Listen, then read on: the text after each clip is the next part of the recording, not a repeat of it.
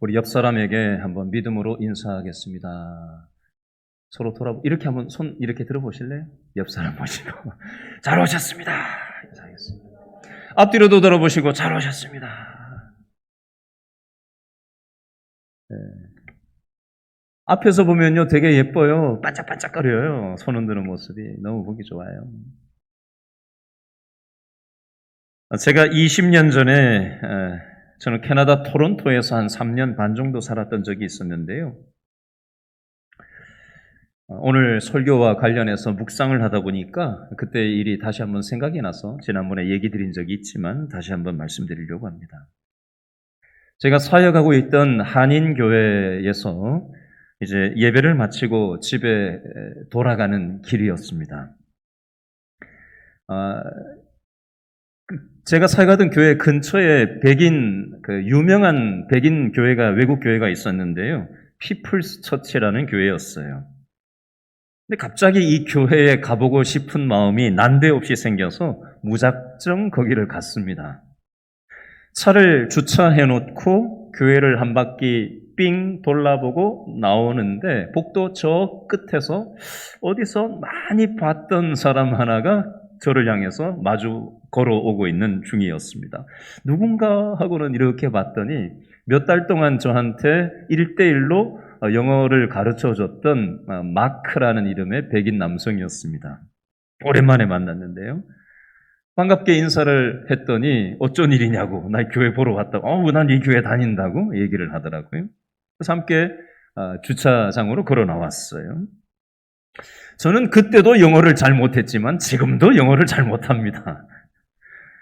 상대방이 영어로 뭐라고 하면은 무슨 말인지 정확하게 알아들을 줄도 모르고요. 내가 지금 무슨 말을 하는지 알지도 못하고 그냥 마구잡이로 영어를 합니다. 이걸 생존 영어라고 합니다. 그래서 주차장에 서가지고 잠시 대화를 나누는데요. 이 친구가 많은 말을 했어요. 근데 저는 대부분의 말은 못 알아들었어요. 근데 핵심은 제가 알아들었어요. 이 얘기를 했어요. 나에게는 친구들이 있다. 그런데 그 친구들은 내 고민을 말하면 이해를 하지 못한다. 왜냐하면 내 친구들은 교회를 다니지 않고 하나님을 믿지 않는 사람들이기 때문에 내가 믿음으로 살아가는 데 대한 고민을 얘기를 한들 그 친구들은 이해하지 못한다. 그 얘기를 했어요. 그래서 제가 그 얘기를 듣고 이렇게 얘기했습니다. 나는 영어를 못한다. 근데 너의 마음을 이해할 수 있다.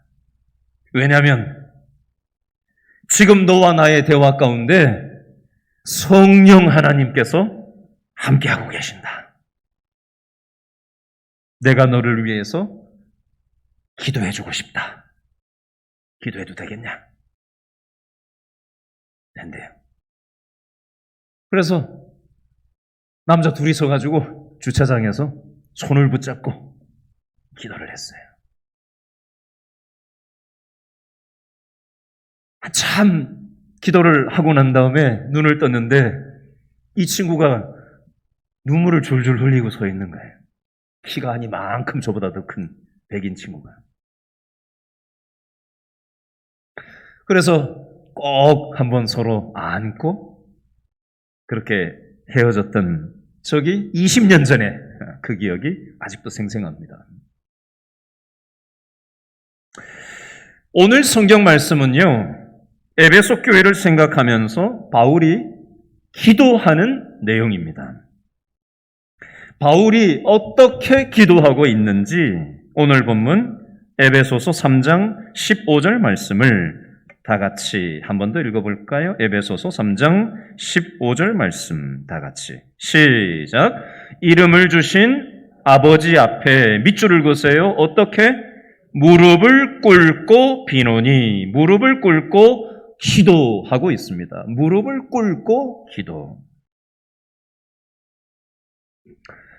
지금 여러분들은 어떤 자리에 앉아 계시죠? 장의자에 앉아 있어요. 장의자에서는 무릎 꿇는 게 잘 안 되죠. 옛날에 우리 장의자 놓고 예배드리지 않았을 때 아무것도 없는 맨 땅에서 방송 놓고 예배드렸던 적이 있었잖아요. 그죠? 그때 어떻게 했어요? 무릎 꿇고 우리 예배 많이 드렸잖아요. 그죠? 방송 놓고. 2019년도 8월 한 달 동안, 3년 전이죠?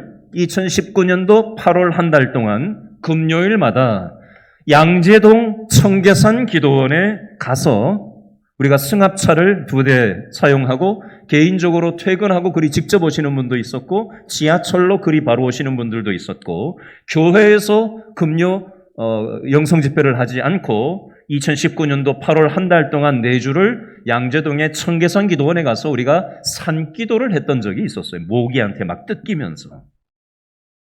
기도의 야성이 사라진 것 같아서 더우니까 시원한 산에 들어가서 영적 긴장감을 가지고 기도하기 위해서 그때 그렇게 했던 적이 있었어요. 좀 전에 일부 예배를 마치고 제 서재에 딱 들어갔는데 이 장면이 딱 생각이 났어요. 2022년 올 8월에도 이 산기도를 가야 되겠다. 이제 방역 조치 풀렸고 어느 정도 우리가 조심은 하되 우리가 산기도를 현재 상황이 지금 잦아들어가고 있는 정도라면 한번 시도해 볼 만하겠다라고 생각이 듭니다. 함께 가서 좀 전에 우리 이동재 난수 집사님께서 기도해 주시는데 코로나가 지나면서 우리가 영적으로 느슨하고 안일해지고 안주하는 신앙이 된 것 같은데 하는 기도를 좀 전에 해 주셨는데요. 우리가 다시 영적으로 긴장을 하고 하나님 앞에 기도의 불을 다시 지필 수 있는 저와 여러분 될 수 있기를 바랍니다. 아멘. 기도가 없으면요 믿음의 힘을 쓸 수가 없어요. 저는 오늘 새벽 예배 때 우리 길신교회 성도들을 생각하면서 마음에 무릎을 꿇고 요줄 제일 뒷자리에 앉아가지고 마음에 무릎을 꿇고 우리 성도들을 생각하면서 기도했습니다. 여러분, 기도는 목회자만 하는 게 기도일까요?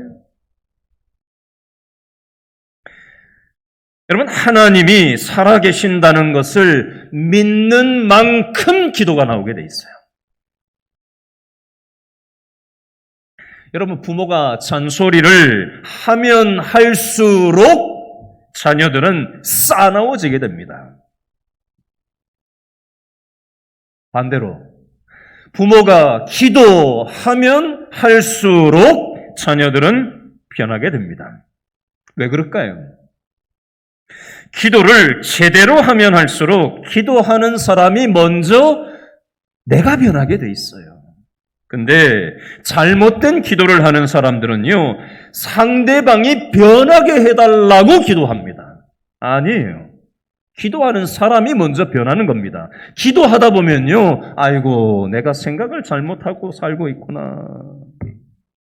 기도하다 보면요, 내가 마음을 잘못 쓰고 있구나. 이게 하나님이 원하시는 마음이 아닌데, 기도하다 보면요, 이게 하나님이 원하는 생각이 아닌데, 기도하다 보면요, 이게 하나님이 원하시는 말이 아닌데, 내가 지금 잘못하고 있었구나. 깨닫게 하세요. 그게 제대로 하는 기도예요. 그러면 내 생각을 수정하고 내 마음을 수정하고 내 언어를 수정하고 내 태도를 수정하게 됩니다. 그래야 변화가 일어나는 거지. 나는 똑같이 있으면서 상대방이 변하게 해달라고 기도하는 건 왜곡된 기도일 확률이 많습니다. 여러분, 잔소리보다 기도를 더 많이 할 수 있기를 바랍니다. 아멘. 저를 따라해 주시기 바랍니다. 잔소리를 줄이고 기도를 더 많이 합시다. 바울은요, 오늘 본문에서 교회를 위해서 기도하고 있는데요. 바울은 어떻게 무슨 내용을 가지고 기도했는가? 바울의 기도 내용 3가지로 좀 정리를 해보려고 합니다. 바울의 첫 번째 기도는 무엇이었나? 16절 말씀에 나오는데 읽어보겠습니다. 16절 다 같이 시작. 그의 영광의 풍성함을 따라 그의 성령으로 말미암아 너희 무엇을 속사람을 능력으로 강건하게 하시오며. 볼펜이 있으신 분들은 속사람에다가 동그라미를 해보세요. 속사람 동그라미 표시. 그리고요, 강건하게 하시오며의 밑줄을 쫙 그어보세요. 자, 16절 정리합니다. 바울의 첫 번째 기도가 엑기스가 뭐냐? 속사람이 강건하게 해달라는 기도를 했어요. 그러면 속사람을 뭘 가지고 속사람이라고 하느냐? 속사람이 있으면 겉사람도 있겠죠. 사람한테는요, 겉사람도 있고요, 속사람도 있습니다. 하나님을 믿지 않는 사람들은요, 겉사람에 관심이 많습니다. 눈으로 보이는 겉모습, 외모, 건강, 권력, 지금 선거철이라서 지금 유세하고 요즘 시끄럽잖아요? 권력, 겉으로 보는 힘을 획득하고자 권력을 잡기 위해서 노력을 합니다. 인기를 얻기 위해서, 돈을 획득하기 위해서 학벌과 스펙을 가꾸면서 겉사람을 우리는 더 발전시키기 위해서 얼마나 노력을 많이 하는지 모릅니다. 저와 여러분도 하나님을 믿기 전에는 속사람에는 관심이 없었어요. 그저 겉사람, 눈에 뵈는 거, 손에 쥐어지는 거, 그것에 관심을 기울였고 그것을 더 많이 움켜쥐기 위해서 살았었습니다. 근데 반대로 속사람은 그럼 뭘까요? 예수님을 믿기 시작하는 사람, 하나님을 믿는 사람들은요, 내 뜻대로 살지 않고 우리 예배드리다 보면 어떤 생각이 들죠? 아유, 지난주에 하나님 뜻대로 살아야 되는데 아이고, 또 내 뜻대로 살았네. 이 반성하는 마음이 생기지 않습니까? 그죠? 하나님이 주시는 마음을 먹고 살아야 되는데 내 멋대로, 내 마음 가지고 내 고집대로 그냥 살았네? 예배드리다 보면 이런 반성하는 마음이 들지 않아요? 여러분, 성경 말씀에 보면 이런 표현이 있어요. 그러므로 누구든지 그리스도 안에 있으면 새로운 피조물이라. 이전 것은 어떻게 됐다? 지나갔으니 보라, 새 것이 되었도다. 예수님을 믿으면 우리는 새로운 거듭난 인생이 되었다는 거예요. 이전 겉사람, 옛사람을 추구하던 것은 지나갔으니까 우리는 새 사람으로서의 삶을 살아가는 존재가 됐다는 거예요. 예수님을 믿음으로 받아들인 사람들 마음속에는요, 믿음의 새싹이 싹이 틉니다. 질문을 할게요. 자, 눈 뜨시고 정신 차리시고 깊이 들어가신 분들이 보여요. 정신 차리시고. 자, 질문을 할게요. 여러분, 예수님이 믿어지세요? 예수님 지금 어디서 뭐 하세요? 구름 위에 계십니까? 어디서 뭐 하세요? 지금 이곳에서 내 마음속에 계세요. 어떤 분들은요, 강력하게 느끼는 분도 있고요. 그런가? 이러는 분도 있어요. 어쨌든 예수님의 십자가와 부활을 믿는 사람들의 마음속에 예수님이 함께하고 계세요. 여러분, 이 신앙의 첫 단추가 제대로 맞춰지지 않으면요, 계속 옷을 잘못 입는 것처럼 어긋나는 거예요. 여러분, 세례를 받았다고 안심하지 마십시오. 직분을 받았다고 안심하지 마세요. 의외로 세례는 받고 직분은 가졌는데도 십자가를 믿지 않고 부활을 믿지 않는 사람들이 간혹가다 있습니다. 이 첫 단추가 깨어지지 않은 채 교회 생활하면요, 신앙이 올라서지를 못합니다. 잘 정리하실 필요가 있습니다. 너무 중요한 부분이에요. 여러분, 우리 마음속에 믿음의 새싹이 싹이 텄는데 싹이 자라야 되잖아요. 점점 믿음이 자라나야 되잖아요. 근데 사단 마귀는요, 우리의 속사람이 믿음의 싹이 점점 자라나는 것을 너무나도 싫어를 합니다. 그래서 방해를 해요. 방해 공작을 합니다. 여러분, 교회 다닌다고 해서, 신앙생활 한다고 해서, 예수님을 믿음으로 받아들였다고 해서 직장생활하고 가정생활 하다 보면은 안 싸웁니까? 일이 안 터집니까? 돈 욕심 안 생겨요? 성공하고 싶은 마음이 한 개도 없어집니까? 아니잖아요. 예배는 드리고 하나님을 믿고 예수님이 내 마음속에 있는 건 맞는데 여전히 우리는 직장생활하고 가정생활하고 일상의 삶을 살다 보면 옛사람, 겉사람을 탐하는 마음이 교회 다니는 사람 마음속에 똑같이 있어요. 근데 사단 마귀는요, 이걸 기가 막히게 잘 알고 이 옛사람의 본성을 추구하고자 하는 우리의 욕망에다가 불을 확 질러버려요. 지금 우울진에 또 지금 산불이 나서 지금 막 타고 있다는 뉴스가 또 나오던데요. 우리의 약한 부분을 사단은 또 막 불을 질러서 우리의 속사람의 관심을 갖지 않고 겉사람의 관심을 가지면서 살도록 우리를 부추깁니다. 예를 들면 믿음의 양식보다는 육의 양식에 더 관심이 많고 영적인 웰빙보다는 육적인 웰빙에 관심이 많고 하나님하고 믿음의 교제를 하면서 믿음의 순종을 하면서 살아가는 삶보다는 이 세상에서 스펙을 쌓고 성공하고 이 세상에서 잘 먹고 잘 사는 것에 더 신경을 쓰도록 사단은 부추깁니다. 그래서 우리의 속사람이 흔들거려요. 사단 마귀의 속임수에 빠져서 흔들거립니다. 이걸 알고 사도 바울은 지금 첫 번째로 어떻게 기도하는 거예요? 속사람이 강건하게 돼야 된다라고 에베소 교인들을 향해서 기도하는 겁니다.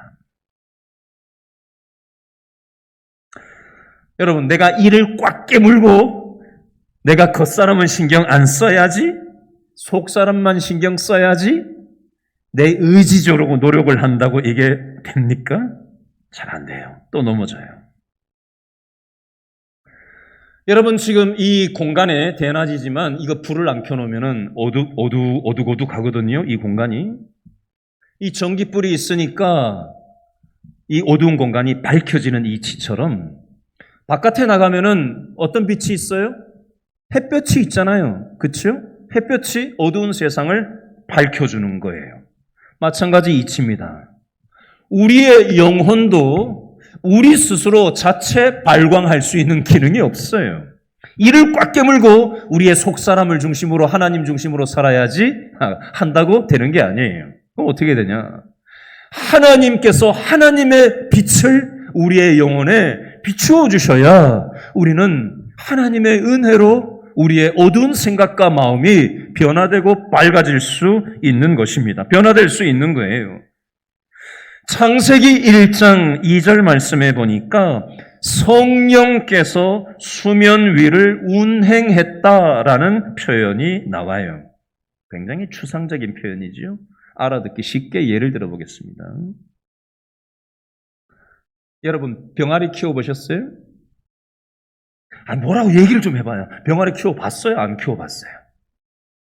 봤으면서 얘기도 안 하고 그러고 있어요. 병아리가 어디서 나오지요? 예? 알에서 나오지요. 그러면 병아리가 알에서 나오게 하기 위해서 망치를 가지고 그냥 알을 깨면 되겠어요? 안 되겠어요? 그러면 그거 살아요? 죽어요? 죽죠. 그럼 어떻게 해야 건강하게 태어날 수 있겠어요? 애미가 품어줘야죠. 품어줘야죠. 빨리 그 새끼를 보겠다고 망치로 깨버리면 그거 되겠냐고요. 죽어버리지. 마찬가지 이치라는 겁니다. 하나님은요, 암탉처럼, 이해하기 쉬운 언어로 얘기하는 거예요. 암탉처럼 이 땅을 품어주시는 거예요. 근데 우리는 어떻게 하지요? 못 기다려요. 네, 자녀가 됐든, 직장 동료가 됐든, 누가 됐든, 우리는 망치를 들고 깨려고 해요. 내가 원하는 걸 내가 원하는 방식으로 내가 원하는 때에 깨가지고 당장 성과를 얻고 변화를 일으키고 내가 하려고 달려듭니다. 그러면 어떻게 될까요? 병아리가 망치로 깨면, 알을 깨면 죽어버리듯이 우리의 인간관계도 죽어버릴 수 있다는 겁니다. 어떻게 해야 돼요? 하나님이 우리를, 이 세상을 어떻게 하셨듯이? 품어주셨듯이 우리도 품어줘야 변화가 나타나고 생명의 역사가 우리의 삶의 상황 속에 결실이 나타날 수가 있다는 겁니다. 망치로 때리는 것은요, 무엇과 같으냐면요, 야단을 치고 혼을 내고 비난을 하는 것과 같은 이치예요. 물론 잘못하면 야단 쳐야죠. 잘못하면 혼을 내는 게 맞죠. 매를 빌 때도 있어야 되겠죠. 근데 균형이 필요해요. 품어주는 것보다 혼을 내는 쪽이 너무 무게중심이 가버리면 이게 어그러지는 거예요. 하나님께서는 우리를 품어주셨어요. 우리가 하나님 앞에 내세울 수 있는 게 뭐가 있어요? 우리가 얼마나 대단해서 우리를 이곳에 앉혀놓으셨나요? 그 짓을 또 반복하고 있지 않아요? 근데도 하나님은 우리를 품어주시잖아요. 우리는 하나님한테 날마다 품어짐을 당하면서 우리는 우리 옆에 있는 사람들을 얼마나 못 품어주고 사는지 몰라요. 자, 두 번째 바울의 기도 내용은요, 17절 말씀에 나와요. 17절 말씀 첫째 줄과 둘째 줄 한 번 더 읽어볼까요? 바울의 두 번째 기도 17절 다 같이 시작. 믿음으로 말미암아 누가? 그리스도께서 너희 마음에 계시게 하시옵고, 그리스도의 동그라미 하시고 너희 마음에 계시게 하시옵고 밑줄 쫙 그어놓으세요. 쉽게 얘기하면 바울이 두 번째 기도한 내용이 뭐라고요? 예수님이 우리 마음속에 계시게 하라. 이걸 위해서 기도했다는 거예요.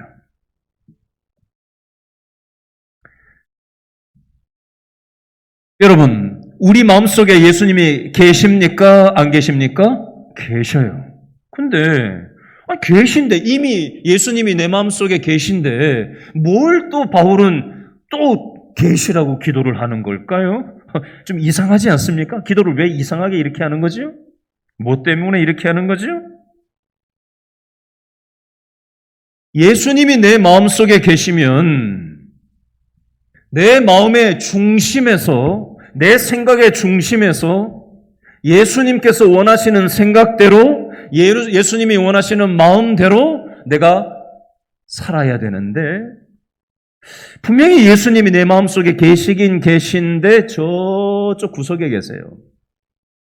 그리고는 내 멋대로, 내 생각대로 삽니다. 내 하고 싶은 말 다 합니다. 내 욕망대로 막 살아버립니다.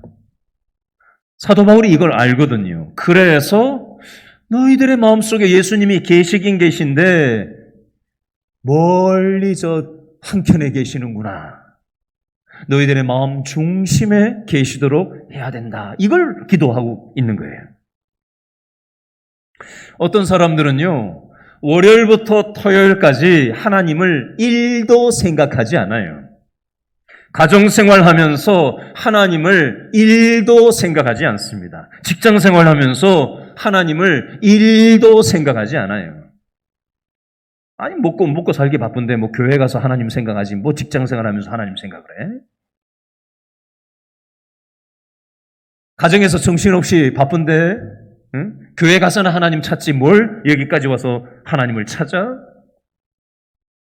밥 먹는데 직장 동료들하고 같이 쭉 나란히 앉아가지고 밥을 먹고 바로 앞에도 직장 동료가 앉아있고 상사가 앉아있는데 믿지 않는 상사와 동료들이 잔뜩 앉아서 같이 밥을 먹는데 눈을 감고 기도를 했다가는 누구누구씩 교회 다녀요? 이렇게 돼버리면 직장 생활이 굉장히 불편해질까봐 눈도 못 감고 기도를 하긴 하는데 눈을 1초 동안 깜빡거리고 그걸 기도했다 치고 혹시 그렇게 하나님을 가볍게 여기진 않습니까? 오대식 목사님이라는 분이 책을 쓰셨는데요. 골리앗 세상에서 다윗으로 살기라는 책에서 한국 교회와 한국 기독교인들의 잘못된 신앙의 관행 13가지를 설명을 했는데 핵심만 간단히 읽어드려 볼게요. 첫 번째, 경건의 모양만 있다. 두 번째, 거대하고 힘이 센 골리앗에 더 열광하고 작고 어린 다윗은 거들떠 보지 않는다. 세 번째, 과부의 2 렙돈 헌금을 무시하고 비웃는다. 네 번째, 깨끗한 그릇은 관심이 없고 금그릇, 은그릇이 되기를 사모한다. 다섯 번째, 날마다 형식적인 예배, 조는 예배, 구경하는 예배, 죽은 제사를 드린다. 여섯 번째, 더 큰 은사인 사랑을 작게 여기고 작은 은사는 크게 여긴다. 일곱 번째, 풍요와 쾌락의 상징인 바알을 경배한다. 여덟 번째, 서로 시기 질투하며 남의 발꿈치를 밟으며 산다. 아홉 번째, 여전히 사주팔자를 믿는다. 열 번째, 입으로만 주여 주여 하지 진정으로 예수님을 주님이라 여기지 않는다. 11번째, 은밀한 죄를 버리지 않고 어둠의 자식들로 살아간다. 12번째, 약육 강식의 진화론에 따라 살아간다. 마지막 13번째, 기도를 해도 천지신명께 빈다. 자기 소원만 이루어 달라는 마음뿐이다. 한국 기독교인들의 왜곡된 신앙의 행태에 대해서 13가지로 이렇게 정리를 한 책 내용입니다. 왜 이렇게 하느냐? 예수님을 아직 제대로 잘 모르기 때문에 이렇게 한다는 거예요. 자, 저와 여러분은 어떤지 한번 돌아봤으면 좋겠습니다. 세 번째, 바울이 어떻게 기도했나? 17절 두째 줄 너희가부터 19절 말씀까지 연결되어 있는데요. 17절 두째 줄에 한 단어가 나오고 18절에도 한 단어가 반복되는데요. 그게 핵심이에요. 한번 읽어보겠습니다. 17절 두째 줄 너희가부터 18, 19절까지 한번 읽어보겠습니다. 세 번째 바울의 기도입니다. 시작. 너희가 무엇 가운데?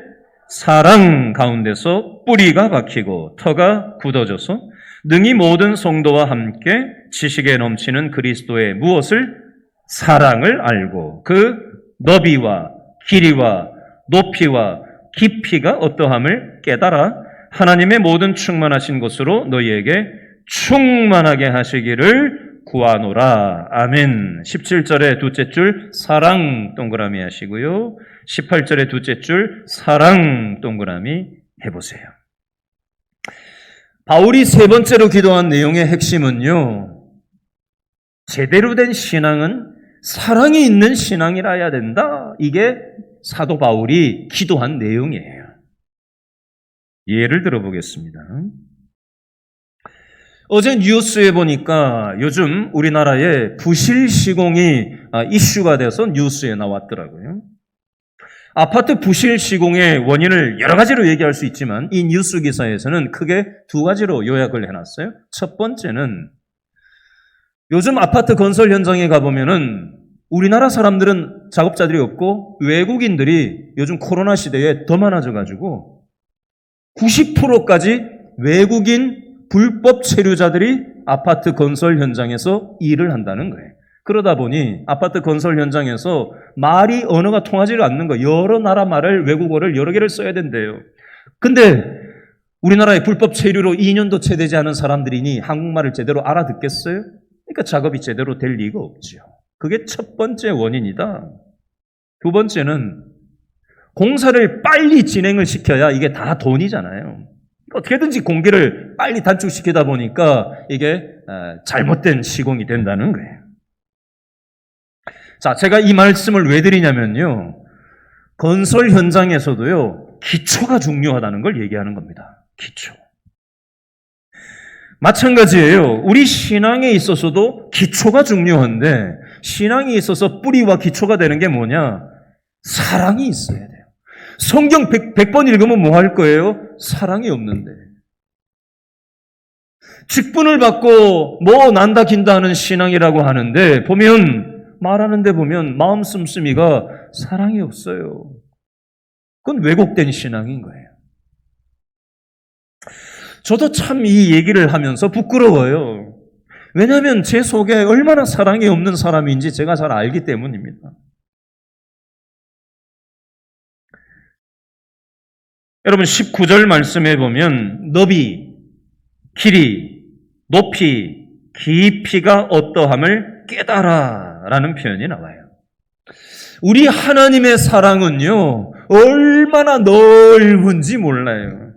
우리 하나님의 사랑은 얼마나 긴지 몰라요. 우리 하나님의 사랑은 얼마나 높은지 몰라요. 우리 하나님의 사랑은 얼마나 깊은지 몰라요.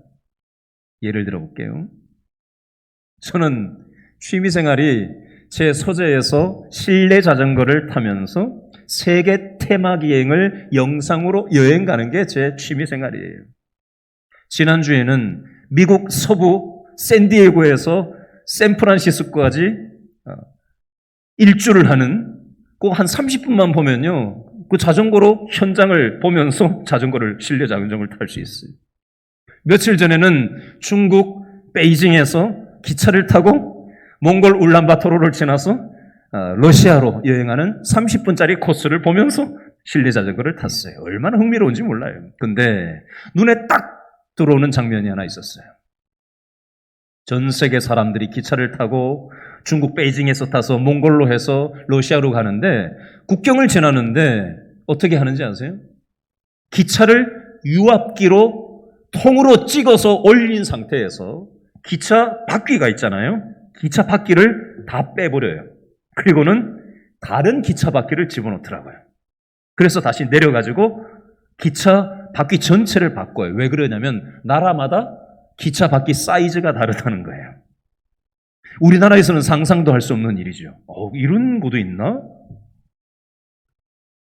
야, 참 세상이 넓구나. 제가 그 프로를 보면서 참 그 생각을 많이 해요. 음식도 어떻게 이렇게 다양하고, 날씨도 어떻게 이렇게 다양하고, 문화도 언어도 사람도 얼마나 이렇게 다양한 세상인데, 우리가 그냥 이 대한민국 남한에서 그냥 좁은 곳에서 이게 다인 줄 알고, 내가 경험한 세상이 다인 줄 알고, 내 생각이 다인 줄 알고, 좁게 살아가고 있는 건 아닌가 참 깨달을 때가 많아요.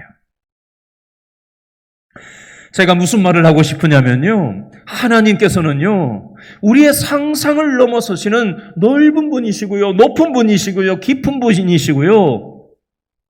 하나님의 사랑은 품지 못할 게 없어요. 근데 우리는 여당은 야당을 품지 못하고, 야당 지지자는 여당 지지자를 품지 못하고, 야당 지지자는 여당 지지자를 품지 못하고, 지역을 품지 못하고, 남자는 여자를, 여자는 남자를 품지 못하고, 일본 사람을 품지 못하고,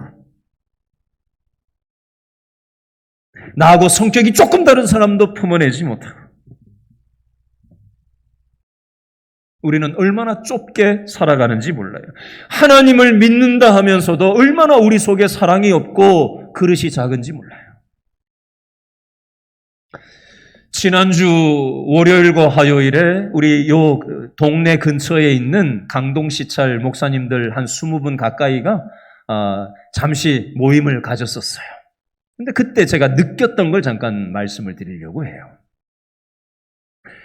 제가 저보다 한 연배가 20살 정도 많으신 목사님 한 분하고 같이 방을 쓰게 됐었는데요. 같이 주차장에 이제 차를 타려고 내려오는데, 아니, 목사님이 뒤에 걸어오시면서 저한테 이런 얘기를 쓱 스쳐 지나가면서 얘기를 하시더라고요.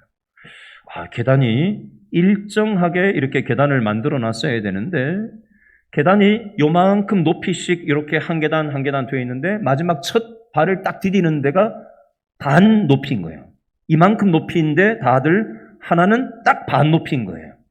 그러면서 저는 생각지도 못하고 못 느끼고 내려왔는데 이분은 이게 심각하다고 느낀 것 같더라고요. 왜냐하면 연세가 있으니까 이게 항상 조심하는 거예요. 걸을 때도 계단할 때도 저는 그냥 그런 거 생각 안 하고 막 걸어가는데 계단을 조심조심 내려오다 보니까 그게 눈에 확 띄는 거예요. 제가 그분이 그렇게 얘기하셔서 계단을 한번 유심히 봤어요. 연세 드셨거나 약한 분한테는 굉장히 위험할 수 있는 계단 구조구나 라고 달리 그걸 다시 한번 생각하게 됐어요. 휴게소에서 점심을 먹는데 저는 반팔을 입고도 막 더워서 순두부찌개를 먹는데 막 땀이 막 나는데 앞에 계신 70대 되신 목사님 두 분은 잠바까지 입고 앉아가지고 밥을 드시더라고요. 그래서 제가 안 더우세요? 안 덥대요. 아니 저는 반팔 입고도 이렇게 더운데 어떻게 잠바까지 입고 그러고 앉아서 드세요? 그랬더니 안 덥대요. 그러면서 이렇게 얘기하시더라고요. 나이가 들면 자율신경이 이 조절이 좀 덜 돼서 더 덥기도 하고 더 춥기도 하고 이게 일정하지가 않은 게 있다고. 저는 그걸 그 연세가 되지 않아서 연배가 되지 않아서 잘 생각도 안 했거든요. 근데 그분이 하는 얘기를 가만히 듣고 보니까 그럴 수 있겠구나. 그럴 수 있겠구나. 저녁에 목사님들끼리 목회 얘기를 돌아가면서 하는데 그분이 이 얘기를 하셨어요. 목회를 하면서 끔찍한 일을 당했습니다. 근데 자세한 얘기는 안 하시더라고요. 근데 제가 그 단어를 끔찍한 일을 당했다는 그 표현 자체만 듣고도 마음이 아팠어요. 공감이 됐어요. 그래서 저녁에 싹 씻고 자려고 누웠다가 제가 이분에게 질문을 드렸어요. 목사님, 아까 전에 나누실 때 끔찍한 일을 당하셨다고 표현을 하셨는데 제가 그 말씀하시는 걸 듣고 좀 마음이 좀 아팠습니다. 얘기해 보세요. 뭔가 이렇게 물으면 답을 하겠어요? 20살이나 어린 젊은 목사한테? 당연히 안 하겠지요. 그래서 어떻게 했냐면 제가 힘들었던 얘기를 제가 먼저 물어보지도 않았는데 얘기를 했어요. 그랬더니 이분이 자기가 끔찍한 일을 겪었던 일들을 시간 가는 줄 모르고 다 이야기 보따리를 풀어놓으시더라고요. 그 얘기를 듣고 보니 그분이 이해가 되고 그분의 지친 그 마음을 느낄 수가 있겠다. 이해하는 마음이 생기더라고요. 그래서 다 일정을 마치고 우리 교회에 돌아와가지고 그 다음날 새벽 예배를 하고 기도를 하는데 그분이 생각이 났어요. 하나님, 그분이 목회하면서 그런 끔찍한 일을 당해서 너무 힘든 상황 속에 있는데 하나님께서 은혜를 베풀어 달라고. 그리고 그분 기도로만 끝나지 않더라고요. 또 다른 목사님들을 한 사람 한 사람 하나님이 생각나게 하시면서 사람마다 장점, 목사님들이라도요, 장점도 있지만 약점도 있거든요. 저 역시도 상대방의 장점을 먼저 보기보다는 또 약점도 눈에 들어오거든요. 아무래도 나하고 입맛에 맞고, 그죠? 편한 사람하고 가까이 하자 하는 게 보통 사람의 마음이잖아요. 근데 하나님이 그 새벽에 기도하는데 상대방의 한 사람 한 사람의 연약한 면모에 대해서 기도를 하게 하시면서 네가 품어야 된다. 이 마음을 주셔서 한참 그 기도를 했었어요. 여러분, 우리는 하나님의 사랑이 기초가 된 신앙의 삶을 살아야 되는데 우리는 좁은 사랑을 가지고 살아가고 있지는 않습니까? 내가 이해되는 수준에서 내 기준대로 내 삶을 살아가려고 달려들고 있지는 않습니까? 하나님께서는 오늘 이 에베소 교회 교인들만이 아니라 저와 여러분들을 향해서도 하나님의 사랑이 기초가 돼야 된다. 하나님의 넓은 품처럼 너비와 길이와 높이와 깊이가 하나님이 어떠한 분임을 깨달아서 하나님의 충만하심 같이 너희들도 충만한 신앙의 삶을 살아가기를 원한다. 사도 바울이 이걸 지금 세 번째로 기도하고 있는 거예요. 오늘 말씀을 마무리하면서 한 가지 예를 드리고 오늘 말씀을 마무리하려고 합니다. 지난주에 있었던 일이에요. 우리 교회 성도님 한 분이 저한테 전화가 왔어요. 몇 번 통화를 하고 대화를 나눈 분이에요. 근데 이분이 이제 내일부터 출근을 하시는 분인데요. 새로운 직장을 얻으신 분인데요. 이분이 저한테 자신의 기도 생활에 대해서 이렇게 소개를 했습니다. 목사님, 저는 교회 나올 때마다 한국 교회를 놓고 기도합니다. 내 자신의 기도를 하지는 않습니다. 그런데 하나님께서 하나님이 시키시는 기도만 나는 교회 와서 했을 뿐인데 내가 필요한 내 직장을 내가 요청한 것도 아닌데 하나님께서 연결하시고 하나님께서 일할 수 있는 일자리를 주셨습니다. 이렇게 얘기를 하셨어요. 근데 이분이 이제 최근에 면접을 봤거든요. 근데 이분이 면접 보러 가기 전에 저한테 뭐라고 그랬냐면 자기는 돈을 많이 주는 직장보다 주의를 지킬 수 있는 직장을 자기는 선택할 겁니다. 라고 저한테 얘기를 했었어요. 이분에게 두 가지 옵션이 있었고 둘 중에 돈 많은 옵션보다 선택보다 주의를 지킬 수 있는 옵션 선택을 이분이 했어요. 그래서 인터뷰를 했단 말이죠. 인터뷰에서 이 인터뷰 보는 사람이 뭐라고 얘기를 면접 보는 사람이 뭐라고 얘기를 했냐면 아무개 씨가 이제 일하게 될 곳은 직종은 2주에 한 번 정도 교회에 나올 수 있는 상황입니다. 라고 얘기를 들었다는 거예요. 그래도 2주에 한 번이라도 주의를 지킬 수 있다는 것이 자신은 감사했대요. 근데 막상 현장에 딱 가서 실무진하고 얘기를 딱 했는데 지난주 중에 상황이 어떻게 됐냐면 일하기로 얘기된 자리가 없어져 버린 거예요. 근데 다른 자리가 연결됐는데 어떤 조건이냐면 돈은 더 작아졌어요.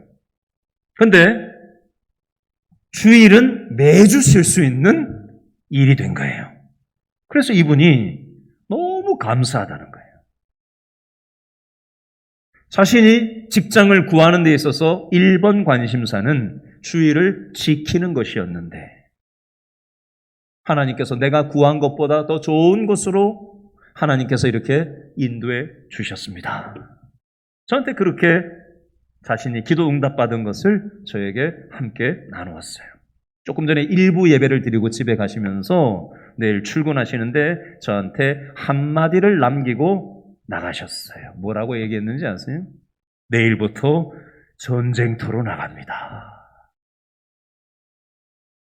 사람들이 몰려 나와서 제가 기도는 못 해드렸는데 제가 짬이 되면 전화를 해서 한번 기도해 드리고 싶은 마음이 지금 제 마음속에 있어요. 전쟁터로 하나님을 인정하지 않는 전쟁터로 내일 첫 출근을 하시는 저분에게 하나님께서 속사람을 강건하게 해주시고 하나님의 사랑의 기초를 쌓고 하나님의 그 빛을 받아서 하나님께서 주시는 축복의 통로로 그분이 또 하나 얘기했던 게 뭔지 아세요? 전도할 수 있는 직장을 주십시오. 이거였어요. 주일 지키는 거 전도할 수 있는 직장. 그곳에 직장 종류들 굉장히 많은 데거든요.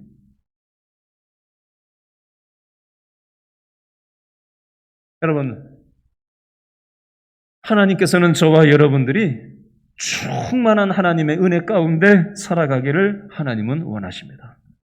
돈이 있다고 다 해결되는 거 아니잖아요?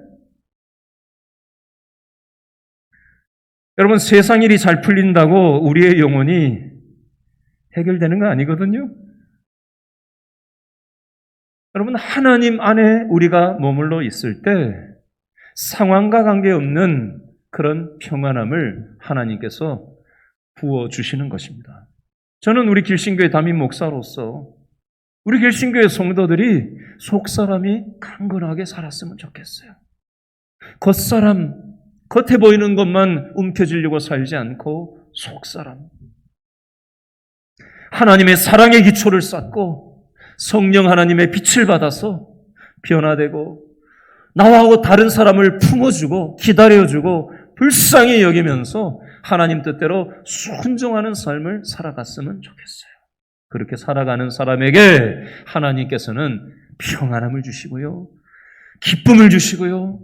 세상이 뺏어갈 수 없는 행복을 경험시켜 주기를 원하십니다.